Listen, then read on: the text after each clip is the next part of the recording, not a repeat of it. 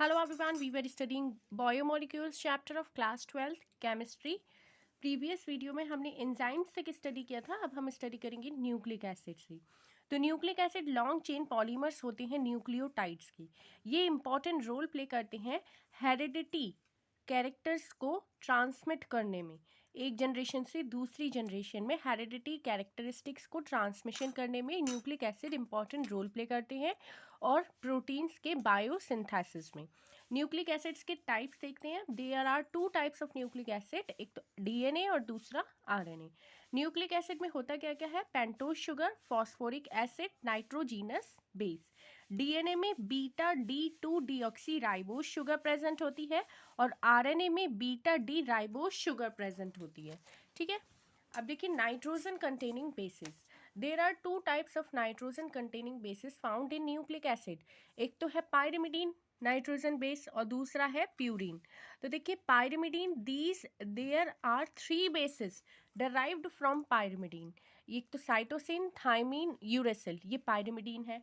DNA के अंदर ये जो है थायमीन प्रेजेंट होता है, लेकिन आरएनए में थायमीन की जगह यूरेसिल प्रेजेंट होता है। ठीक है, थायमीन एब्सेंट होता है आरएनए में और डीएनए में यूरेसिल एब्सेंट होता है। Purines, there are two base derived from purine, these are adenine and guanine. अब देखिए nucleoside, a unit formed by the attachment of a base to one position of sugar is known as nucleoside. ठीक है, जब base one carbon number 1 से attach हो जाएगा, इस sugar के बेस अटैच हो गया है कार्बन नंबर 1 पर, तो ये न्यूक्लियोसाइड बन गया है। ठीक है, अब जब न्यूक्लियोसाइड लिंक्ड होगा फॉस्फोरिक एसिड से, कौन सी पोजीशन पर? 5th पोजीशन पर ऑफ शुगर मॉइटी। ये शुगर है, इसके 1 पोजीशन पर बेस अटैच हो गया, न्यूक्लियोसाइड बन गया। इसके 5th पोजीशन पर ये फॉस्फोरिक एसिड अटैच हो गया, तो ये न्यूक्लियोटाइड बन गया। The unit obtained is called nucleotide. Nucleotides joint होते हैं आपस में by phosphodiester linkage between 5 and 3 carbon atoms of the pentose sugar. देखिए जो न्यूक्लिक एसिड है वो 5th और 3rd कार्बन एटम्स से आपस में दोनों बीच में फॉस्फोडाइस्टर लिंकेज बनाते हैं और ज्वाइन हो जाते हैं। ठीक है, ये देखिए एक ये है और एक ये है, एक ये है एक ये है। ठीक है, दोनों ऐड हो गए हैं, एक 3rd कार्बन से और दूसरा 5th कार्बन से। ये फॉस्फोरिक एसिड जो है ये फॉस्फोडाइस्टर लिंकेज बन गई यहाँ पर। ठीक है, अब देखिए deoxy ribo nucleic acid DNA, it contains a pentose sugar, deoxyribose and adenine, guanine, thymine and cytosine base. Phosphate group present होता है कार्बन नंबर 5 पर शुगर यूनिट के। Repeating units deoxyribo nucleotides linked होती हैं फॉस्फेट ग्रुप से, thus they are the biopolymers of deoxyribonucleotides and have double helix structure of polynucleotide. जो दो strands हैं डीएनए के उनको हम कॉम्प्लीमेंट्री बोलते हैं, एक दूसरे के कॉम्प्लीमेंट्री होते हैं। वो एडेनिन हाइड्रोजन बॉन्ड बनाता है थायमीन के साथ और साइटोसिन हाइड्रोजन बॉन्ड बनाता है ग्वानिन के साथ। They are responsible for genetic characteristics and for sending information and instruction in the cell for the synthesis of specific protein. Okay? Ribonucleic acid contain करता है ribo sugar base and pyrimidine basis, uracil and cytosine, and 2 base होते हैं purine के, adenine and guanine. Phosphate group present है carbon number 5 पर of the sugar unit. Repeating unit जो है ribonucleotides वो आपस में जुड़ी होती हैं फॉस्फेट ग्रुप से। They are the polymers of ribonucleotides and have a single helix structure. DNA का डबल हेलिक्स स्ट्रक्चर था, आरएनए का सिंगल हेलिक्स स्ट्रक्चर है।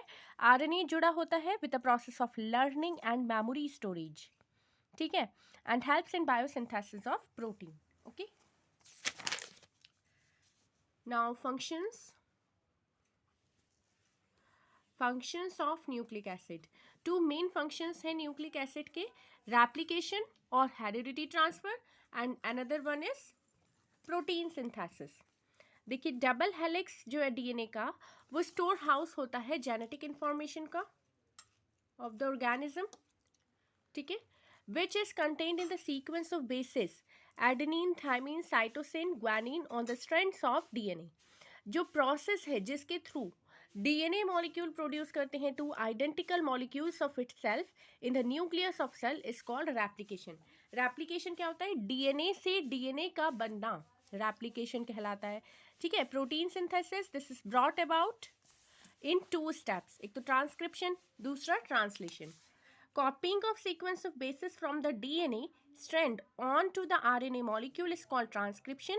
Transcription में क्या होता है, डबल हेलिक्स जो है डीएनए का पार्शियली खुल जाता है and one of the 2 DNA strands serves as a template. दोनों स्ट्रैंड में से एक जो स्ट्रैंड है वो टेम्पलेट की तरह वर्क करता है और आरएनए की सिंथेसिस, आरएनए स्ट्रैंड की सिंथेसिस करवाता है. उसको बोलते हैं messenger RNA, mRNA, which is complementary to a segment of the DNA chain. एक जो सेगमेंट होता है, दूसरा वाला जो सेगमेंट होता है उसके कॉम्प्लीमेंट्री होता है ये एमआरएनए. ठीक है, translation this is the process in which mRNA direct protein synthesis in the cytoplasm of cell with involvement of transfer RNA tRNA and ribosomal particles rRNA protein complex. Codon क्या होता है, sequence of nucleotides in mRNA molecule are read in a serial order in sets of 3 triplet at a time. Each triplet is called a codon. It specifies one amino acid. mRNA codon recognizes the amino acids through tRNA, which carry specific amino acid. Gene क्या होता है, sequence of base और nucleotides in the DNA molecule जो regulate करते हैं synthesis of a specific protein, उसको बोलते हैं जीन. हर प्रोटीन सेल के अंदर उसके हर प्रोटीन का सेल के अंदर करस्पॉन्डिंग जीन है. ठीक है, relationship between a nucleotide triplet codon and the amino acid is called genetic code. Mutation क्या होता है, केमिकल चेंज हो जाना डीएनए के बेसिस की सीक्वेंस में. ठीक है, can lead to synthesis of protein with an altered amino acid sequence is called mutation. This is brought about spontaneously by ये म्यूटेजेंस होते हैं जो केमिकल म्यूटेशन करवाते हैं, UV rays, X rays, chemicals. अब देखिए, vitamin generally regarded as organic compounds required in the diet in small amounts to perform specific biological function for normal maintenance of optimum growth and health of the organism. Vitamins को हम classify करते हैं 2 groups में उनकी solubility के according कि वो fat soluble है या वाटर सॉल्युबल है. फैट सॉल्युबल विटामिन होते हैं वाइटामिन ए, डी, ई, के. एडेक इस तरीके से लर्न कर लीजिए. A D E K are soluble in fat and oil but insoluble in water.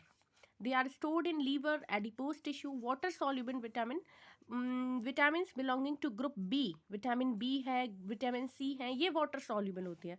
इनको आप इस तरीके से लर्न कर लीजिए. WBC होती है, तो W water, B vitamin B और C विटामिन सी. ठीक है, इस तरीके से वाटर सॉल्युबल विटामिन बी और C. They must be supplied regularly in diet because they are readily excreted in urine and cannot be stored except vitamin B12 in our body. कोई भी store नहीं हो पाते हैं ये रेडली, ये urine के थ्रू एक्सक्रीट हो जाते हैं विटामिन B12 को छोड़कर. Some important vitamins, their sources and their deficiency diseases. सबसे पहले नेम ऑफ विटामिन ए किससे मिलता है हमें, फिश लीवर ऑयल से मिलता है, carrot, butter and milk. Deficiency disease है इसकी xerophthalmia, hardening of cornea of eye, night blindness. Vitamin B1 thiamine. Sources है yeast, milk, green vegetables and cereals. Deficiency disease है विटामिन B1 की beriberi, loss of appetite, retarded growth. Vitamin B2 riboflavin, milk, egg white, liver, kidney. ये sources है vitamin B2 के, riboflavin बोलते हैं इसको. और इसकी डेफिशिएंसी डिजीज है चिलोसिस. इसमें फिशरिंग होती है कॉर्नर्स ऑफ माउथ पर एंड लिप्स पर. डाइजेस्टिव डिसऑर्डर्स हो जाती हैं इसकी कमी की वजह से. Burning sensation of the skin. Vitamin B6 pyridoxine, yeast, milk, egg yolk, cereals and gram. Convulsions होता है, डेफिशिएंसी डिजीज है विटामिन B6 की. Vitamin B12 meat, fish, egg and curd. Pernicious anaemia हो जाता है इसकी कमी की वजह से. RBC deficient in haemoglobin. Vitamin C ascorbic acid, citrus fruit, amla, green leafy vegetables. Deficiency disease है स्कर्वी, ब्लीडिंग गम्स.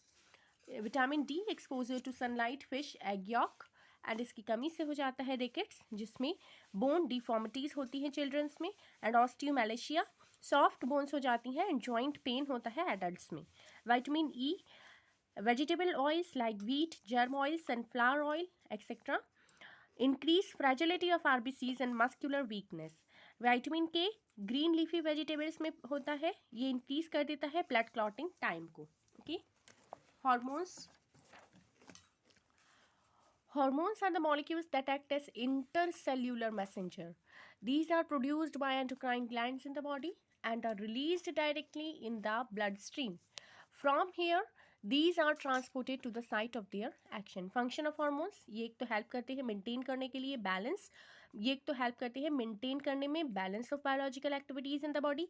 जैसे इंसुलिन है वो ब्लड ग्लूकोज लेवल को ठीक से रखता है, रेंज में रखता है. एपिनेफ्रीन नॉरएपिनेफ्रीन मीडिएट करता है response to external stimuli. Growth hormones and sex hormones play an important role in growth and development. Hormones released by gonads and responsible for development of secondary sexual characters. Adrenal cortex release करती है glucocorticoids, mineralocorticoids. Glucocorticoid control करता है carbohydrate का metabolism, modulate inflammatory reactions and are involved in reactions to stress. Mineralocorticoid control करता है level of excretion of water and salt by the kidney. Okay, biomolecules chapter यहाँ पर complete होता है. Next video में हम आगे का पार्ट डिस्कस करेंगे. ओके, इंपॉर्टेंट क्वेश्चंस देख लेंगे कुछ इसके. ठीक.